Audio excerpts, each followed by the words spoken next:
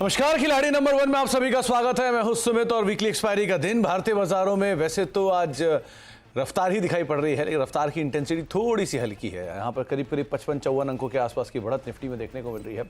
24,824 का स्तर निफ्टी में बना हुआ है। Likewise Sensex and Nifty bank भी मोल स्ट्रैटिश टोन पे ही कामकाज करते हुए दिखाई पड़ेंगे। सेंसेक्स करीब 174-175 अंक ऊपर है, 1.14% की बढ़त है। निफ्टी बैंक 250 अंक ऊपर है, आधा % के आसपास का इजाफा यहाँ पर भी है।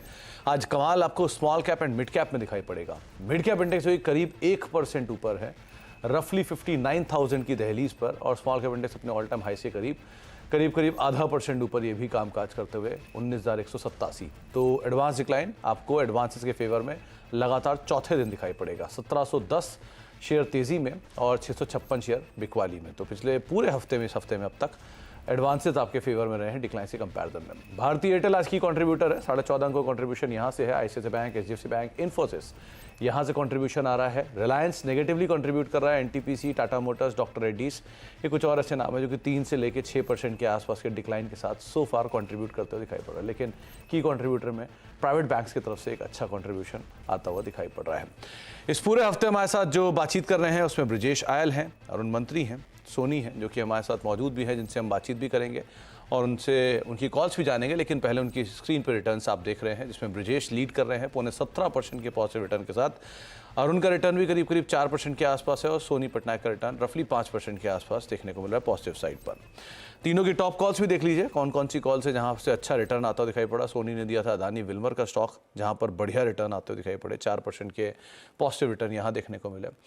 नायका जिसपे 5% की तेज़ी को इनकैश किया ब्रिजेश ने, लेकिन शानदार तेज़ी वैसे कल इसमें रही, 15% तक का उछाल रहा, 230 रुपये के टारगेट्स थे।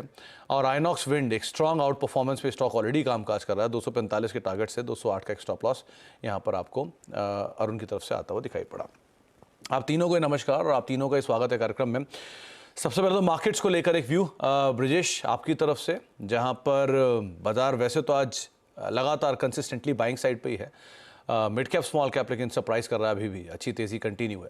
आप कैसे रीड कर रहे हो मार्केट्स को? मॉर्निंग सुमित जी, मॉर्निंग पैनलिस्ट। सो मेरा व्यू मार्केट पे पॉजिटिव रहेगा, बट देन कहीं ना कहीं एक्सट्रीम तेजी नहीं देख रहा हूँ मैं आज। कल के दिन में और आज के दिन में जो ऑलमोस्ट जो मूव आना था वो मुझे लगता है कि ऑलमोस्ट मूव आ चुका है। 24,900 का जो लेवल है यहाँ पे रेजिस्टेंस है निफ्टी को, हम रेजिस्टेंस के पास ट्रेड कर रहे हैं और वही लेवल आप निफ्टी बैंक निफ्टी में भी देखोगे तो 51,000 के आसपास कहीं ना कहीं रेजिस्टेंस लेता हुआ नजर आ रहा है। तो इंडेक्स में शायद लिमिटेड अपसाइड हो सकते हैं। आपने जैसे बताया वैसे मिड कैप्स और स्मॉल कैप्स में मुझे लगता है काफी अच्छे मोमेंटम और स्टॉक स्पेसिफिक ट्रेड्स मिल सकते हैं। इसमें थोड़ा सा अपसाइड लिमिटेड होगा आज के दिन के लिए निफ्टी में। तो निफ्टी में अपसाइड थोड़ा सा कैप रहेगा, लेकिन ब्रॉडर मार्केट जो है वो शायद तेजी के साथ ही कामकाज करते हुए दिखाई पड़े। अरुण, आप क्या मान रहे हो? कल बैंक्स अंडर परफॉर्म कर रहे थे, आज बैंक्स वापस आउट परफॉर्म कर रहे हैं, आधा % के आसपास की तेजी और कंट्रीब्यूशन भी वहीं से आ रहा है। आपकी रीडिंग क्या बोल रही है? Sumit ji, good morning and good morning सभी पैनलिस्ट को। Again Sumit ji, clear cut आप नजर आ रहा है कि सेक्टर रोटेशन काफी नजर आ रहा है मार्केट में। निफ्टी डेफिनेटली 50-100 पॉइंट ऊपर है, पर मिड कैप स्मॉल कैप में वापस मोमेंटम है और इसी वजह से आपको क्लियरली स्क्रीन नजर आ रही है कि काफी स्टॉक्स 5 से 10% इंट्राडे के मूव्स दिखा रहे हैं। तो क्लियरली जो ओवरऑल एक्शन है मिड कैप स्मॉल कैप में है। पर सुमित जी, जहां तक निफ्टी की बात है, 24,700 जो पुराना आप कह सकते हैं कल या परसों का रेजिस्टेंस था, अब वो सपोर्ट बन चुका है। तो 24,700 का सपोर्ट अब मार्केट में रहेगा। ऊपर में 25,000 के आसपास के नेक्स्ट रेजिस्टेंस है, क्योंकि वहीं के उसी के आसपास राइटिंग भी नजर आ रही है। तो buy on dips again same strategy रहेगी जो कल भी रही थी। 24,700 स्टॉप लॉस थोड़ा ऊपर हो चुका है और ऊपर 24,900, 24,950 ये इमीडिएट टारगेट निफ्टी में देखने को मिल सकता है। सोनी, आपकी रीडिंग क्या कहती है कि इंडेक्स पे रफली 24,500 के ऊपर 24,900 तक की रेंज थी निफ्टी में, और निफ्टी बैंक के केस में 50,500 के ऊपर 50,900 या 51,000 के आसपास के अपर बैंड्स थे जहाँ पे मेजर राइटिंग थी। सो अभी तो इंडेक्स उसी की तरफ पहुँचा हुआ है already. So individual stock specific story रहेगी या फिर इंडेक्स पे कुछ काम करने लायक है सिचुएशन? जी, good morning Sumit ji, panelist and सारे दर्शकों को। देखिए, लास्ट 2 डे से हम एक क्लियर व्यू शेयर कर रहे थे कि निफ्टी 24,650 सपोर्ट के साथ होल्ड करते हुए 24,850 तक एक बार टेस्ट कर सकता है, वो आज हो गया है। मुझे लगता है यहाँ पे थोड़ा सा कॉशियस व्यू ले सकते हैं। जहां तक हम देख सकते हैं 24,800 में कॉल राइटर्स 1 करोड़ कॉन्ट्रैक्ट्स को क्रॉस कर चुके हैं, वो काफी अग्रेसिव है। सो सेकेंड हाफ में ऐसा हो सकता है कि हल्की से प्रॉफिट बुकिंग इंडिसेस में देखने को मिले। बैंक निफ्टी में जब तक 51 1100 के ऊपर सस्टेन नहीं करता है तब तक बैंक निफ्टी में थोड़ा सा मुझे लगता है यहाँ पे साइडवेज रेंज ही रहेगा, बट उस लेवल को अगर क्रॉस करता है तो डेफिनेटली वहां पे बैंक निफ्टी पे एक अच्छा व्यू बनेगा, 51,500 भी टेस्ट कर सकता है। सो स्टोरी ओवरऑल मुझे लगता है कि आज स्टॉक स्पेसिफिक ज्यादा हो सकता है, इंडिसेस में हल्की से मुनाफा वसूली सेकेंड हाफ में शायद हो सकता है। थोड़ी सी मुनाफा वसूली शायद इंडिसीज फ्रंट पे सेकंड हाफ के अंदर आते हुए दिखाई पड़ सकती है, सोनी जी का ये मानना है। लेकिन अदरवाइज मार्केट्स में जो ब्रॉडर मार्केट की स्ट्रेंथ है वो बरकरार है। चलिए अब इंडिविजुअल पोर्टफोलियोज के ऊपर भी नजर डाल लेते हैं, किस तरह के पोर्टफोलियो सो फार देखने को मिल रहे हैं और कौन कौन किस तरह की कॉल्स दे सकता है। पहले ब्रजेश जी का पोर्टफोलियो लेकर आइए। विनिंग पोर्टफोलियो है सो फार, 17.25% के आसपास का पॉजिटिव रिटर्न है। कैस्ट्रॉल से उन्होंने प्रॉफिट्स को बुक कर लिया और नायका 230 रुपए के टारगेट्स के लिए कल यहाँ पे खरीदारी कॉल दी थी, यहाँ पे प्रॉफिट्स को बुक कर लिया। विजय सर, ऐसा लग नहीं रहा कि नायका थोड़ा जल्दी बुक कर लिया? कल क्या जबरदस्त चला। नहीं, मेरा नजरिया काफी सिंपल था। अगर इंट्राडे में अगर हमें 3% के आसपास अगर अच्छा रिटर्न मिलता है तो फिर मुझे लगता है कि ले लेना चाहिए, क्योंकि हम यहाँ पे ट्रेडिंग कर रहे हैं तो फिर इन एंड आउट करना काफी जरूरी हो जाता है। तो चलिए, खैर फिर भी 2 कॉल्स का स्कोप आपके पास आज भी है। पहली कॉल आपकी तरफ से। मेरा जो आज पहला कॉल है वो मैं इंडियन होटल्स पे देख रहा हूँ। मुझे लगता है कि इंडियन होटल्स में एक काफी अच्छा एक कंसोलिडेशन के बाद आज एक ब्रेकआउट देखने को मिला। हालांकि थोड़ा सा चल चुका है स्टॉक, बट मुझे अभी भी लगता है कि थोड़ा सा करंट प्राइस से 640 तक के करेक्शंस में मुझे लगता है इसमें एक अच्छा बाय सेटअप है। 630 का इस पर स्टॉप लॉस रहेगा और मैं 655 का टारगेट देख रहा हूँ। 3-4 दिन का एक व्यू है, तो मुझे लगता है कि ये डायरेक्शनल चलना चाहिए। तो 655 रुपए के टारगेट्स के लिए आप लॉन्ग साइड पे जा सकते हैं। इंडियन होटल्स में 630 का एक स्टॉप लॉस मेंटेन करेंगे। डे हाई के आसपास इंडियन होटल ऑलरेडी कामकाज कर रहा है। तो पहली कॉल जो है ब्रिजेश जी की तरफ से वो इंडियन होटल्स है। अब जरा सोनी का पोर्टफोलियो भी लेकर आइए। करीब करीब 5% का पॉजिटिव रिटर्न सो फार उनके पोर्टफोलियो में है और जो कॉल्स उनकी तरफ से दी गई थी उसमें भी उन्होंने भी जो मेजर कॉल्स हैं वहाँ पर उनके जो कॉल है वो ख़त्म होते हुए दिखाई पड़ रहा है। तो उनके पास भी करीब करीब 2 कॉल्स का स्कोप दिखाई पड़ रहा है। प्रॉफिट्स बुक कर लिया उन्होंने आदित्य बिरला कैपिटल में और अदानी विल्मर में। कल अदानी विल्मर भी एक बढ़िया आउट परफॉर्मेंस में था, अपर सर्किट लगता हुआ दिखाई पड़ा। सोनी, आपको भी लगता है कि ये और जल्दी या और ज़्यादा समय देना चाहिए था इसको, अदानी विल्मर को? जी सुमित जी, आई थिंक अभी भी हम देख सकते हैं कि वो सस्टेन कर रहा है 390 के अराउंड ही, वहीं पे लॉल्टर कर रहा है। सो पोजिशनल बेसिस पे मुझे लगता है इसको आप होल्ड कर सकते हैं। 377 जो हमने स्टॉप लॉस मेंशन किया था वो अभी भी काफी इंटैक्ट है, तो जब तक वो सपोर्ट होल्ड कर रहा है यहाँ पे साइडवेज है। इसका 52 वीक हाई 410 रुपए 50 पैसे पे है, तो उसको एक बार टेस्ट करने के लिए जरूर आ सकता है ऊपर। उसके ऊपर आपको एक फ्रेश हाई टुवर्ड्स 430 435 के रेंज पे जरूर नजर आ सकता है। सो 377 के साथ इसको अगर कोई होल्ड करना चाहते हैं तो अभी भी कर सकते हैं। ओके, चलिए, तो 377 का स्टॉप आप अदानी विल्मर रख सकते हैं। लेकिन अभी जो दो नई कॉल का स्कोप है उसमें पहली कॉल आपकी तरफ से सोनी। जी, मेरा यहाँ पे रहेगा ग्रासिम पे। ग्रासिम पे हम देख सकते हैं कि एक अच्छा ऑप्शन चेन ब्रेकआउट आया है आज 2720 के ऊपर, काफी स्ट्रॉन्ग है। सो करंट लेवल 2750 यहीं पे बाय कर सकते हैं ग्रासिम। स्टॉप लॉस यहाँ पे लगाए 2690 का। टारगेट रहेगा 2840 2850 पे। यहाँ पे हम देख सकते हैं कि वॉल्यूम्स भी काफी स्ट्रांगली इंक्रीज हुए हैं। वॉल्यूम ब्रेकआउट भी आया है ऑप्शन चेन ब्रेकआउट के साथ। सो मुझे लगता है ग्रासिम पे एक यहाँ पे पॉजिटिव आउटलुक बन रहा है towards 2840 2850 target.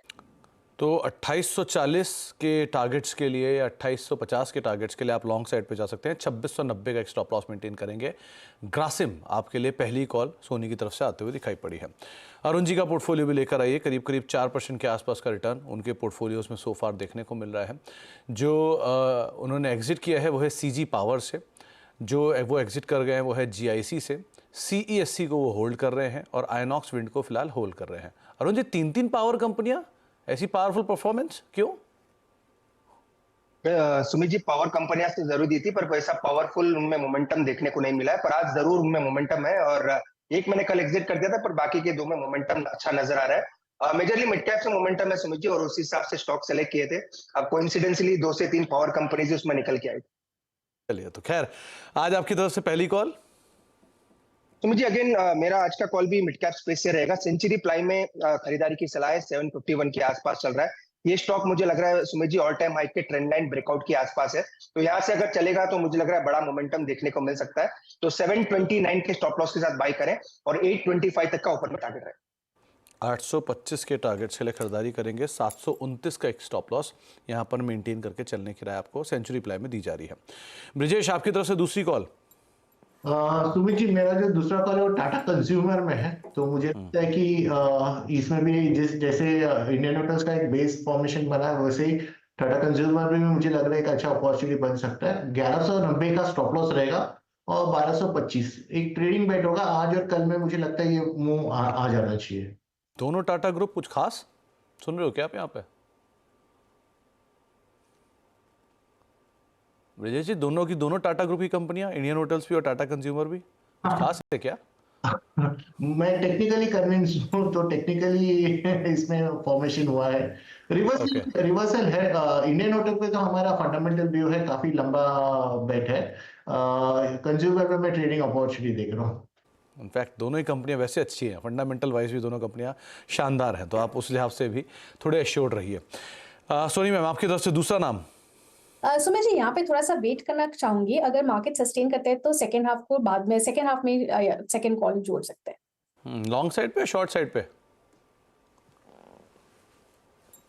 Soni ma'am, long side पे, शॉर्ट साइड पे? जी, वो थोड़ा सा अभी वेट करना चाहूंगी। मुझे लगता है कि अगर निफ्टी 24,780 स्पॉट में ब्रेक करता है तो थोड़ा सा प्रॉफिट बुकिंग डेफिनेटली नजर आ सकता है 24,750 24,740 तक। सो इसलिए थोड़ा सा यहाँ पे वेट करना चाहूंगी दूसरा कॉल जोड़ने से पहले। चलिए, खैर आगे बातचीत जारी रखेंगे। एक ब्रेक का वक्त हो गया, ब्रेक के बाद लौटेंगे और खिलाड़ियों से तो बातचीत करेंगे ही, साथ ही साथ पारस डिफेंस की मैनेजमेंट भी हमारे साथ मौजूद है, उनसे भी हम बातचीत करेंगे, उनका जो लेटेस्ट अपडेट है उसको लेकर भी और बाकी एक्सपेंशन पर भी। एक छोटे से ब्रेक के उस पर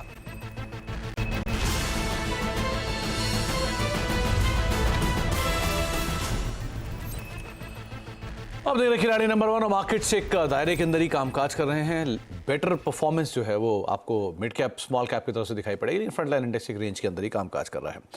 अब बातचीत करते हैं कॉर्पोरेट स्कैन में, और कॉर्पोरेट स्कैन में आज हमारे साथ बातचीत करने के लिए पारस डिफेंस की मैनेजमेंट मौजूद है। DPIIT से कंपनी के नवी मुंबई में इंडस्ट्रियल लाइसेंस मिला है। कंपनी नवी मुंबई में नया प्लांट लगाएगी। थर्मल इमेजिंग इक्विपमेंट, रडार समेत कई सर्विलांस सिस्टम का प्लांट का उत्पादन होगा। नई यूनिट लाइसेंस पर का ग्रोथ में कितना असर होगा, क्या कंपनी के मेगा प्लान, इस पर बातचीत करने के लिए हमारे साथ जुड़ रहे हैं कंपनी के डायरेक्टर टेक्निकल अमित महाजन सर। अमित सर नमस्कार, स्वागत है कार्यक्रम में। पहले फर्स्ट थिंग फर्स्ट, सबसे पहले जो आपको एक इंडस्ट्रियल लाइसेंस मिला इसके लिए शुभकामनाएं भी, और इस इंडस्ट्रियल लाइसेंस का इम्प्लीकेशन क्या है कंपनी के लिए, दर्शकों को समझाएं। किस तरह से ये लाइसेंस काम करेगा, कब तक इसके नंबर्स रिफ्लेक्शन होने शुरू होंगे, कैसे कैसे आप इसको लेकर अपने कदम आगे बढ़ा रहे हो? बहुत बहुत शुक्रिया मुझे इस शो पर बुलाने के लिए। Thank you so much for industrial license के ऊपर इस बात करने के लिए। और ये जो इंडस्ट्रियल लाइसेंस है, पारस डिफेंस जो है एक ऑप्टिक्स क्षेत्र में बहुत उम्दा काम कर रही है। उसके चलते हम लोग EOIR, जिसको electro optics and infrared systems बोलते हैं या ऑप्टिकल सिस्टम्स बोलते हैं, ऐसे सिस्टम्स, कॉम्प्लेक्स नेचर के जो ऑप्टिकल सिस्टम्स होते हैं, ये कॉम्प्लेक्स नेचर के ऑप्टिकल सिस्टम्स को बनाने की तैयारी में हैं। आज अगर आप देखोगे तो सबमरीन पेरिस्कोप एक बहुत ही ज्यादा कॉम्प्लेक्स, जो पूरे एशिया पैसिफिक में सिर्फ पारस डिफेंस कर रहा है, इतना कॉम्प्लेक्स ऑप्टिकल सिस्टम हम लोग आज बना रहे हैं। इसके चलते हम लोगों ने कुछ पार्टनरशिप की है। कॉन्ट्रो कंपनी जो है इजराइल की, उसके साथ पार्टनरशिप करके हम लोग बहुत ही वाइड रेंज ऑफ EOIR, जो बहुत कॉम्प्लेक्स EOIR पेलोड्स जो होते हैं, जो एविएशन प्लेटफॉर्म के लिए होते हैं या फिर ड्रोन प्लेटफॉर्म्स के लिए होते हैं, वो सारा इधर मैन्युफैक्चर करने की उम्मीद रख रहे हैं। ये पूरा का पूरा जो लाइसेंस है ये उसके नजरिए से है। इसका जो बिजनेस है आते हुए नजर आ रहा है, जो ऑलरेडी अगर आपने कुछ देखा होगा तो कुछ एक हमारी जो एसोसिएट कंपनी है कॉन्ट्रो पारस, उसको ऑलरेडी एक बड़ा ऑर्डर मिला हुआ है, जिसका बहुत सारा काम पारस डिफेंस करेगा। मैक्सिमम काम उसमें पारस डिफेंस करेगा और इंडिजिनियस कंटेंट बहुत हाई रहेगा, तो मेक इन इंडिया में ये काम होगा। और ये काम जैसे ही शुरुआत होती है इस काम की, ऐसे बहुत सारे अपॉर्चुनिटीज, एक फनल है, बहुत बड़ा फनल है ऐसे सिस्टम्स के लिए, और वो फनल को जस्टिफाई करने के लिए ये लाइसेंस हम लोगों को काफी मदद करेगा। तो अमित जी, जो ये लाइसेंस मिला है, इसकी अब इम्प्लीकेशन आप कैसे करोगे? एक नवी मुंबई में आप लोग यूनिट लगा रहे हो, पहली चीज़ तो यूनिट कब तक एग्जीक्यूट होगी चीज़ों को लेकर? दूसरा, इसकी फिनेंसिंग वगैरह आप लोग इंटरनली अक्रूवल से करोगे या कुछ इसके लिए डेट रेस करोगे? कब तक इसका फिनेंशियल इम्प्लीकेशन हम देखेंगे? अभी फिलहाल जो जिस हिसाब से प्लानिंग चल रही है, ये जो भी पूरा इंटरनल अक्रूवल से काम हो जाएगा, जैसे ही ये प्रोजेक्ट्स और ज्यादा बड़े होते जाएंगे तो फिर हम लोग सोच सकते हैं कि इसके लिए वर्किंग कैपिटल जो लगना है या फिर अगर कोई एक्सपेंशन के लिए केपेक्स करना है तो वो उसके लिए हम लोग एक सोच सकते हैं। फिलहाल के लिए जो प्रोडक्ट्स हम लोग बात कर रहे हैं वो प्रोडक्ट्स के लिए हमारे पास काफी केपेक्स भी है एंड काफी जगह भी अवेलेबल है। ओके तो सर जब ये ऑर्डर एग्जीक्यूट होगा या फिर जो ये फैसिलिटी एग्जीक्यूट होगी तो इसका जो इम्पैक्ट है वो आपके ऑप्टिक्स एंड सिस्टम कारोबार जो है उसके अंदर आता हुआ दिखाई पड़ेगा, पहला पार्ट ये। दूसरा, रिसेंटली आपको कुछ ऑलेंटी से भी ऑर्डर मिले थे और अभी की ऑर्डर बुक सिचुएशन किस तरह की, उस ऑर्डर के बाद कंपनी अभी कितने ऑर्डर एग्जीक्यूट कर रही है? अभी कंपनी के पास अगर आप ऑर्डर देखोगे तो तकरीबन 550 करोड़ के ऊपर है, जिसमें मैं वो ऑर्डर नहीं गिन रहा हूं जो एलएनटी से मिला है, क्योंकि वो ऑर्डर अभी फिलहाल आया है अपने कॉन्ट्रो पारस के अंदर आया हुआ है। कॉन्ट्रो पारस के अंदर आने के बाद वो पारस के ऊपर उसका जो भी उसका इंडिजिनस कंटेंट है उसका कंटेंट आएगा एंड वो ऑर्डर बुक को मिला के आप तकरीबन पकड़ सकते हो कि बहुत ज्यादा होगा, in excess of 850 crore. Okay, lastly Amit sir, last quarter के नंबर्स तो बहुत अच्छे थे कंपनी के, लेकिन slightly pressure defence engineering business के अंदर था, वो भी क्यू ऑन क्यू बेसिस पे। अदरवाइज नंबर बहुत अच्छे थे। तो ये डिफेंस इंजीनियरिंग सेगमेंट यहाँ पर अभी क्या सिचुएशन है? डिफेंस इंजीनियरिंग एंड ऑप्टिक्स अगर हम लोग दो वर्टिकल्स देखते हैं कंपनी के, तो डिफेंस इंजीनियरिंग एक बहुत कॉम्पिटिटिव, लेकिन डिफेंस इंजीनियरिंग के वजह से हम लोग बहुत सारे प्रोजेक्ट्स में इन्वॉल्व हैं एंड वो मार्केट जो है डिफेंस इंजीनियरिंग का वो बहुत ज्यादा बड़ा है, इसलिए डिफेंस इंजीनियरिंग एक अहम हिस्सा है कंपनी का। लेकिन सबसे ज्यादा प्रॉफिट्स हमको ऑप्टिक्स एंड ऑप्ट्रॉनिक सिस्टम से आते हैं। तो ये दोनों क्या बोलते हैं, दोनों पत्थरों के ऊपर पैर रखना बहुत ज्यादा जरूरी है बिजनेस के लिए, क्योंकि आप वर्किंग कैपिटल साइकिल से भी देखो या gestation period of every project अगर देखने जाओ तो defence engineering is relatively faster than optics and optronic system. So in all respects optics gives you the revenues, defence engineering gives you outreach into very many products and projects in the country and beyond, and also give you faster turnaround. So ये business mix के लिए दोनों रहना जरूरी। चलिए, बहुत बहुत शुक्रिया अमित सर, समय का अभाव है वरना आपसे और बात करते हैं, लेकिन बहुत बहुत शुक्रिया और एक बार फिर से बहुत बहुत शुभकामनाएं आपके नए लाइसेंस के लिए, और उम्मीद करते हैं जल्दी नंबर्स में दिखाई पड़ेगा और एक अच्छी ग्रोथ जो कंपनी मेंटेन कर रही है वो और बढ़ते हुए दिखाई पड़ेगी। एक ब्रेक का वक्त हो गया है, ब्रेक के बाद लौटेंगे, तीनों खिलाड़ी मौजूद हैं, उनसे हम आगे बातचीत जारी रखेंगे, उनके रिटर्न्स देखेंगे, पोर्टफोलियोज देखेंगे। छोटे से ब्रेक के उस पार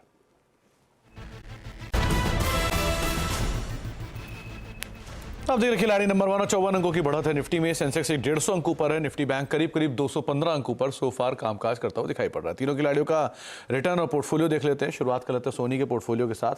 उनके पोर्टफोलियो में आज एक ही एडिशन है, ग्रासिम, उन्होंने ऐड किया है। 2751 के जोन में कामकाज कर रहा है, 2840 के टारगेट्स के लिए, 2690 के stop loss. Return wise Grasim में करीब फ्लैट रिटर्न है अभी तक तो, लेकिन एक कॉल का स्कोप सोनी के पास जरूर बाकी है। इसके अलावा ब्रिजेश की तरफ से इंडियन होटल्स 655 के टारगेट्स के लिए और 1225 के टारगेट्स के लिए टाटा कंज्यूमर में एडिशन है, 1190 का एक स्टॉप लॉस। और कंट्रीब्यूशन वाइज देखेंगे तो की कंट्रीब्यूशन में Indian hotels flat to positive और टाटा कंज्यूमर भी फ्लैट टू पॉजिटिव टोन के साथ सो फार कामकाज कर रहा है। और उनकी तरफ से पोर्टफोलियो में 2 बदलाव हैं, एक बदलाव है राधा, 2 उनकी ऑलरेडी कैरी थे। आयनॉक्स विंड को कैरी कर रहे हैं 245 के टारगेट्स के लिए, सीएससी 210 के टारगेट्स के लिए, और सेंचुरी प्लाई नया एडिशन है 825 के टारगेट्स के लिए, 729 का एक स्टॉप लॉस मेंटेन करेंगे। आज एक बढ़िया तेजी आपको आयनॉक्स विंड के अंदर भी दिखाई पड़ेगी, करीब 4% ऊपर, सीएससी 1.5% ऊपर, और सेंचुरी प्लाई सो फार नेगेटिवली कंट्रीब्यूट कर रहा है। तीनों खिलाड़ियों का जो रिटर्न है वो भी एक बार देख लीजिए किस तरह का रिटर्न सो फार देखने को मिल रहा है। 19.5%, ऑलमोस्ट 20% का रिटर्न है ब्रिजेश का, 11% का रिटर्न आ चुका है अरुण का भी, और 7% का पॉजिटिव रिटर्न सोनी का भी देखने को मिल रहा है, और एक कॉल का स्कोप भी अभी भी सोनी के पास है। बहुत बहुत शुक्रिया आप तीनों का ही, ब्रिजेश आपका भी, अरुण आपका भी, और सोनी आपका भी, हमारे साथ मौजूद रहने के लिए और सभी शेयरों पर बाजार पर हमसे बातचीत करने के लिए। एक ब्रेक का वक्त है और ब्रेक के उस पार कमोडिटीज मार्केट के अपडेट। नमस्कार।